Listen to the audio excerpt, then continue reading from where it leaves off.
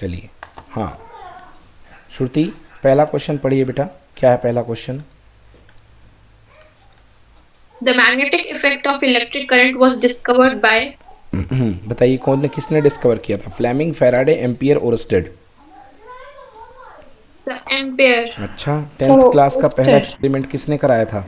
Hence Christian Oersted. पहले का answer है बेटा डी। याद करो वो एक्सपेरिमेंट, करेंट डाल करके चारों तरफ आयरन फिलिंग्स बिछा दी थी, आयरन फिलिंग्स को बिछा करके राउंड राउंड राउंड शेप में जमा दिया था, याद आया? हाँ सर। तो वो एक्सपेरिमेंट किसका था बेटा? ओरस्टेड का। तो करेक्ट आंसर क्या है? Oersted experiment. डन, समझ में आ गया कि यस नहीं सर। आया? चलिए Yes, sir.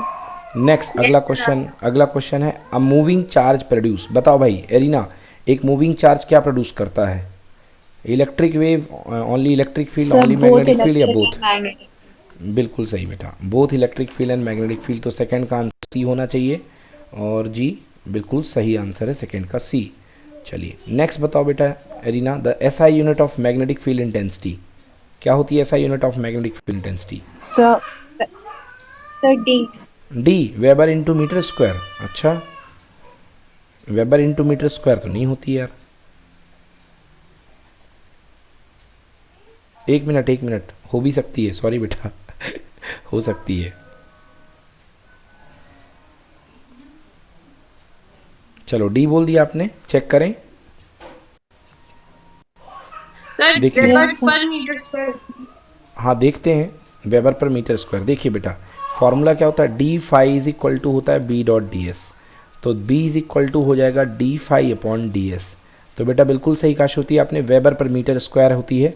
तो वेबर इंटू मीटर स्क्वायर तो होती नहीं है, मेरे हिसाब से क्या होती है? न्यूटन पर एम्पियर मीटर, आपको याद होना चाहिए। मीटर पर ampere. F equal to yes हुआ सर। करता है pole strength into B, M into B. तो बी इज इक्वल टू होता है एफ अपॉन एम। तो एफ फॉर न्यूटन और एम फॉर एम्पियर मीटर। तो आंसर न्यूटन पर एम्पियर मीटर। समझ में आया एरिना कि नहीं आया? Yes, sir, Akin. ओके, तो करेक्ट आंसर सी होना चाहिए, थर्ड का सी। चलिए नेक्स्ट क्वेश्चन बताइए, एम्पियर सर्कुलर लॉ बताओ श्रुति कौन सा है?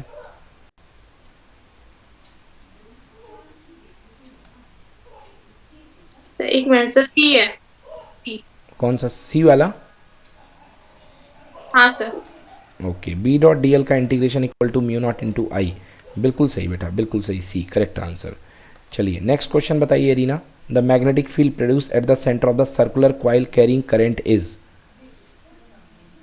सर्कुलर क्वाइल के सेंटर पर मैग्नेटिक फील्ड जो होता है वो कितना होता है, किस डायरेक्शन में होता है?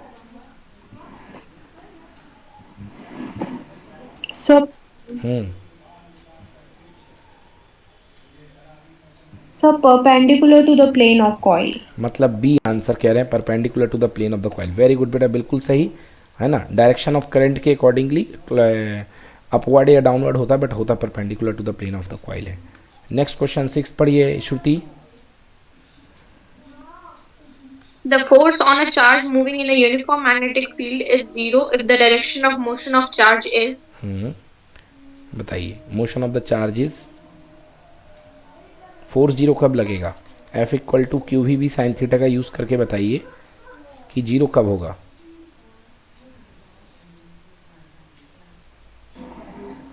Sir Sir, perpendicular to. parallel. नहीं एक मिनट एक मिनट, हाँ पैरेलल होगा, Sir, parallel. Yes. parallel to the magnetic field. बिल्कुल हाँ सही, sir, zero correct degree answer में। D, yes sir. Zero degree पे पैरेलल। तो 6 का आंसर डी। नेक्स्ट क्वेश्चन पढ़िए एरिना, बताइए the torque.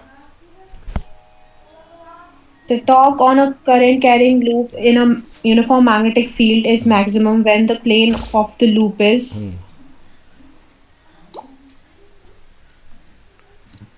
so A, parallel to the magnetic field. बिल्कुल सही, parallel to the magnetic field, क्योंकि जो डायरेक्शन होती है बेटा वो पैरेलल के नॉर्मल के साथ।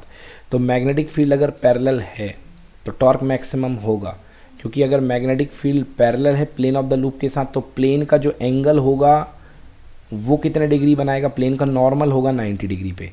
तो फॉर्मूला बीना साइन थीटा से मैक्सिमम फोर्स टॉर्क लगेगा। तो आंसर करेक्ट सेवेंथ का ए।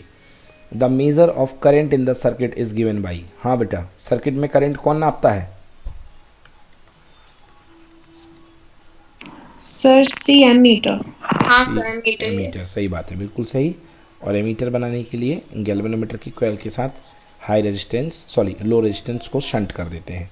तो करेक्ट आंसर सी, एमीटर, बिल्कुल सही।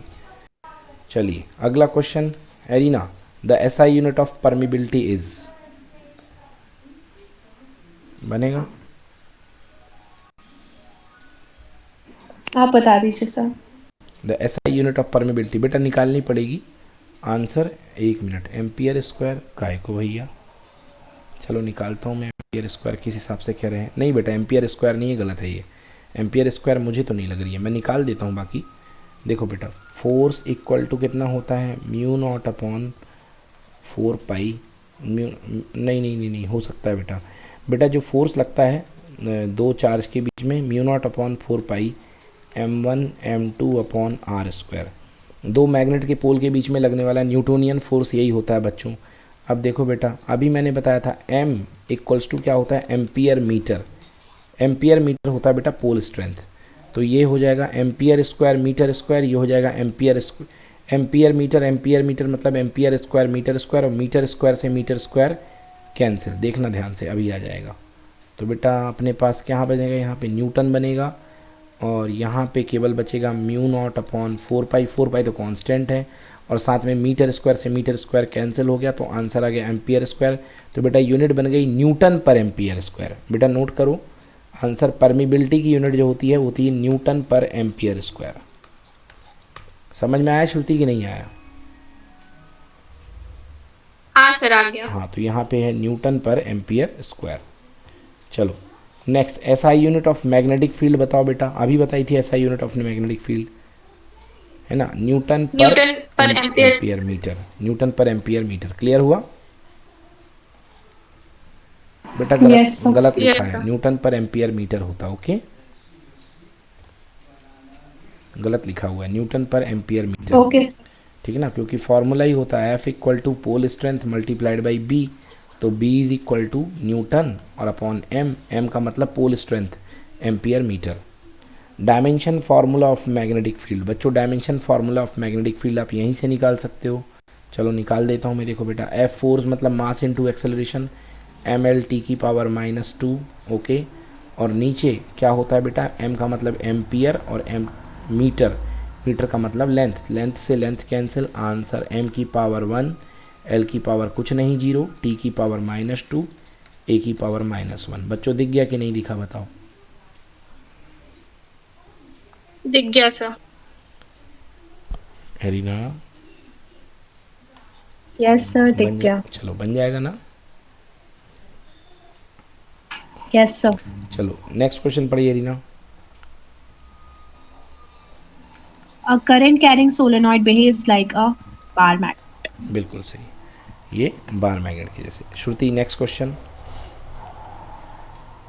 The Lorentz force on a charged particle in a uniform magnetic field is given as, कैसे? the QV cross B vector। ये Lorentz magnetic force है, अगर टोटल देखा जाए तो QE प्लस करके होना चाहिए, बट यहाँ पे मैग्नेटिक फोर्स पूछना था इसको। नेक्स्ट क्वेश्चन पढ़ो बेटा। The force between two parallel conductors carrying current in the same direction is dash in nature। हाँ कैसा? Always attractive। अट्रैक्टिव, बिल्कुल सही। Next question. The resistance of an ideal ammeter is, कितना? okay sir, कितना? infinite। काय को infinite, 1 upon infinite, answer 0। तो कैसे सर? क्योंकि वो करंट को अपने अंदर से पूरा पास हो जान देना चाहता है। अगर उसका रेजिस्टेंस इन्फिनाइट होगा तो क्या वो करंट को जाने देगा? बोलो। नहीं सर नहीं। हाँ सर 0 ही होगा। आंसर लिखो 0, लिख लो बच्चों। वो आइडियल वोल्ट मीटर का रेजिस्टेंस इन्फिनिटी, तभी तो शंट करते हो। शंट करने में पैरेलल करने में रेजिस्टेंस कम होता है कि बढ़ता है सिस्टम का? बोलो। रेजिस्टेंस कम होता है। हाँ तो इसलिए आंसर आइडियल होता है 0, और आइडियल वोल्ट मीटर का रेजिस्टेंस इन्फिनिटी, आइडियल एमीटर का 0।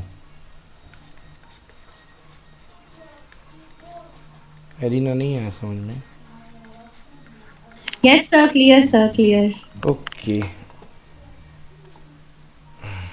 डन। आइडियल वोल्ट दोबारा से नोट कर रही आइडियल वोल्ट मीटर का resistance infinity, the resistance of the ideal voltmeter is infinity and ideal ammeter is zero.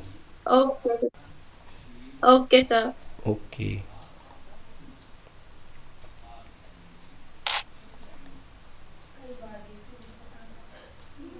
Hmm